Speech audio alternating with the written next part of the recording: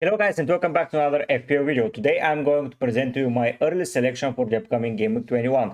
Nothing is confirmed, nothing is yet settled, but this is going to be a review of my Gameweek 20 team and how my team for Gameweek 21 is looking and where I am possibly trying to improve my team. As you can see, I've gone up for the ranks once again, so another green arrow. I think it's pretty amazing. For my sub goal, if you can help me reach my 2.5k target, more than welcome. If you cannot, just leave a like and comment down something you want to ask me. Here is the league code, and my team value has been rising as of recent because the players that I've got are doing pretty well. Let's go and see how my team did for Game Week 20 and how I got that green arrow that I'm going to present to you, and then we're going to see how my Game Week 21 team looks. Here is how my team did in Game Week 20. I finished with 75 points. It's a pretty good score. It's nothing too amazing, but overall I think did pretty alright. My rank grew with around 5k places, which for the upside ranks I think it's pretty good. If I keep grinding like that with 5 to 3k, I'll be more than happy. Now that aim is to enter the top 10k, but let's not get ahead of ourselves. We have a lot of work to do until there, and we have to stay calm and to make the right decisions. 5k green arrow, nothing too amazing. I've seen many better ones, but I will take those. We'll start from the goalkeeper Sanchez, a 3-pointer. This time at least he played, which is always good, and he put an okay performance, several saves. He couldn't do anything for the goal that Crystal Palace scored. At the end of the day, I was pretty happy with those 3 points. In defense, we'll start with Gabriel. He conceded a goal against Brighton and he lost the clean sheet. No bonus, no goal scored, so an obvious 2-pointer. The same can be said for Guardiola. Stupid goal conceded and the 6-pointer became a 2-pointer. It would have been amazing for me if Guardiola kept those points, as it would have pushed me higher in the ranks. But at the end of the day, 2-pointer still has 1 or 2 okay fixtures where I can rely on him and then I can switch him for someone else, but for now he will do the job. Trent, pretty disappointing, probably one of the worst games that I've seen him play ever. But defensively, but even worse offensively, which was quite scary. Like, I'm okay with him being bad defensively, but being that poor offensively, just sum it up. And a yellow card and a massive fat 0 points. Howe on the bench, 2-pointer. Thankfully he didn't hurt me this week. And O'Shea with 0 points, nothing too amazing, but 2 points was there with Howe instead of Trent. But let's be real, I was never playing Howe. In the midfield, Salah, my captain, 7-pointer. I have several better captaincy options, which at the end of the day paid off. My vice captain wasn't on Palmer, but at the end of the day, I don't think that matters. Palmer with 10 points, goal scored, once again in the maximum bonus. Pretty good, and I think that this guy is just inevitable to get points. Sadly, it's not doing almost anything for my rank as he's very highly owned, but at the end of the day, yeah, I think that Palmer did okayish. And Mbumo, the star of the team and the star on the thumbnail, he did amazingly well. That's why I kept him, because of those games where Brentford are just free scoring and Mbumo is there and he is scoring. So yeah, those 19 points felt pretty good. Basically, around 25% of the points came from Mbumo. Pretty amazing feeling. If I managed to captain him, I would have been 12 points higher, but yeah, let's not fool ourselves. I was never benching anyone apart from Mo Salah, and Luis Diaz, disappointingly, he left the field 20 seconds before the 2-pointer was nailed on. I was sad to see him leave, but to be fair, he was really poor, and I would have subbed him off if I was the manager as well. Up front, pretty good performance by my attacking lineup. 9 points from Pedro. Penalty scored, 3 bonus, happy days. Isaac, 7-pointer only. Sadly, he received a yellow card, which cost him 1 point, and then he dropped down in the bonus. So basically 2 points down because of that stupid yellow card, because he didn't want to leave the field. It feels stupid to say it, but at the end of the day, we take those 7 points. And Chris Wood with an 8-pointer. Pretty good performance. Once again, a goal for Nottingham Forest, and yeah, Forest are flying high. The guys hurting me are the Forest defenders, which I don't own. But honestly, I thought that going with the expensive ones will do the job. Sadly, it didn't.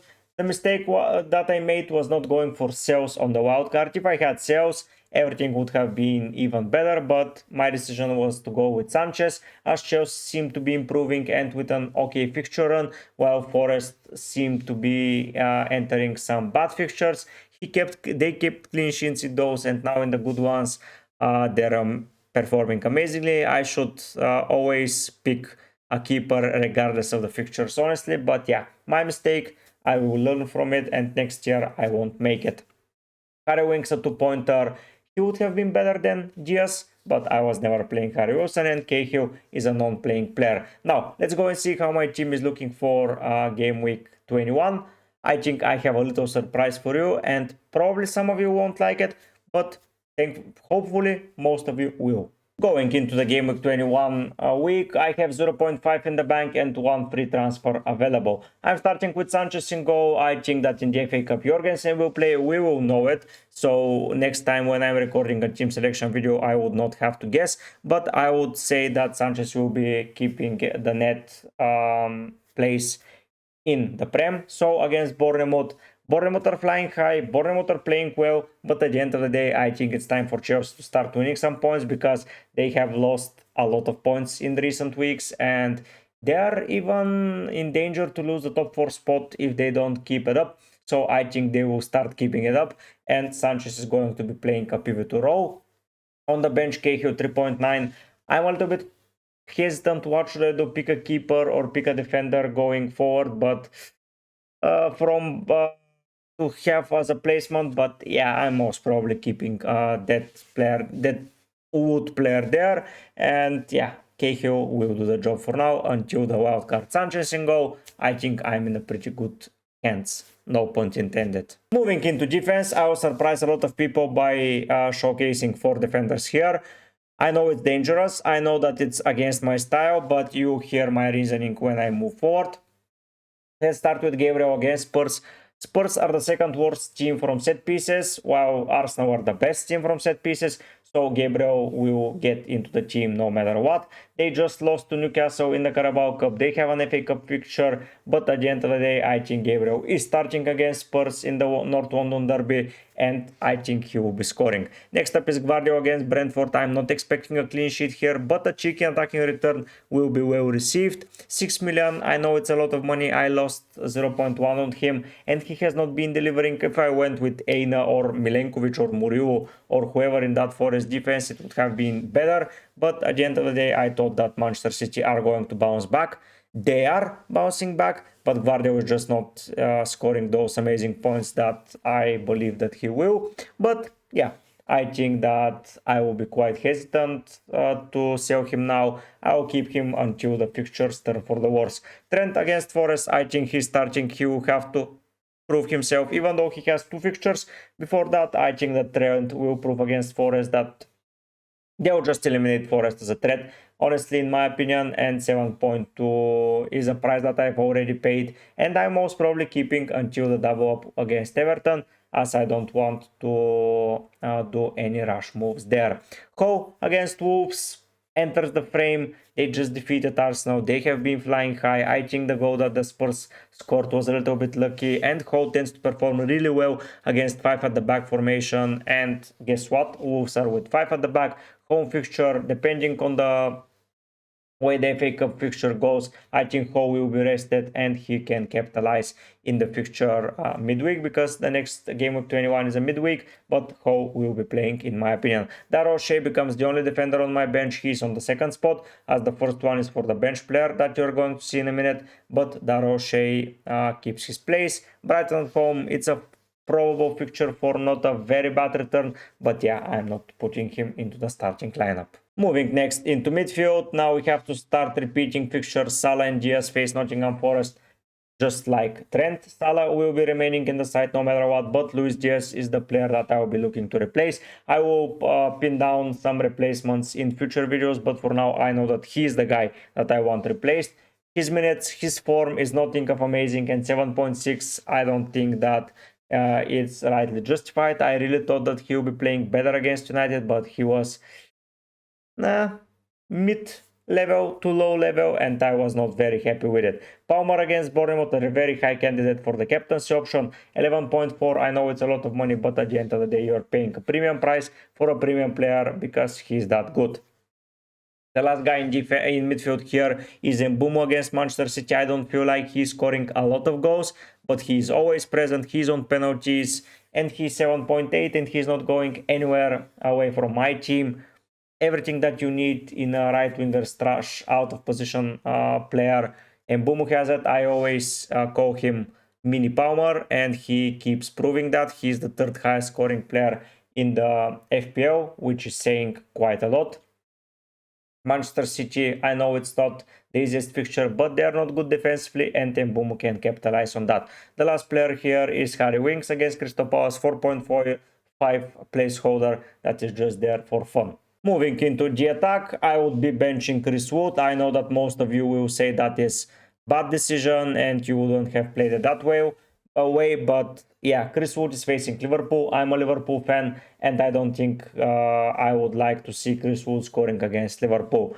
I think that leaving him on the bench probably will hurt me, whatever happens, but I think it's the right decision for me and for my personal preferences. I would not recommend to a lot of people doing that, but if you feel like Liverpool are going to man up and are going to destroy Forest and at least play better, I think that Chris Wood should be on the bench. Isaac and Pendro on the other hand, Isaac 9.3, this guy price is flying high, 0.8 already increased this season. That is a enormous increase. He's almost entering the premium price players, and I believe next season he will be premium priced, and it will be the last easy season to fill him into our squads. Wolves at home, I think he's scoring for fun. Pedro against Ipswich, I think that he is now entering a bad run of form for him, but I cannot not play him against Ipswich. He's on penalties. He has already proven that he can score. You would say that this is the same for Chris Wood, and you will be completely right. But I'm just a Liverpool fan, and I don't think I will be playing my Forest players. So yeah, Pedro enters the frame, Wood is out of the squad. Now, the only decision that we have to make is the captaincy option, and let's go in here what I have to say about it. About the captaincy, I would surprise a lot of people by, for now, going for Mohamed Salah. You're going to say, but why the hell are you going for Salah when he has Forest while Palmer is against Bournemouth? It's because that he will be differential captain. I know that it's not maybe the best option, but if you're looking at the numbers, a lot of people are going to either captain Palmer or Isaac. Haaland is a possibility against Brentford, but I believe that this week Salah will be at his lowest effective ownership from last 4 or 5 weeks, and I would like to benefit from that. Yes, maybe Palmer may hurt me, yes, maybe Isaac may hurt me, but I really feel like Salah is going to be the guy to captain this week.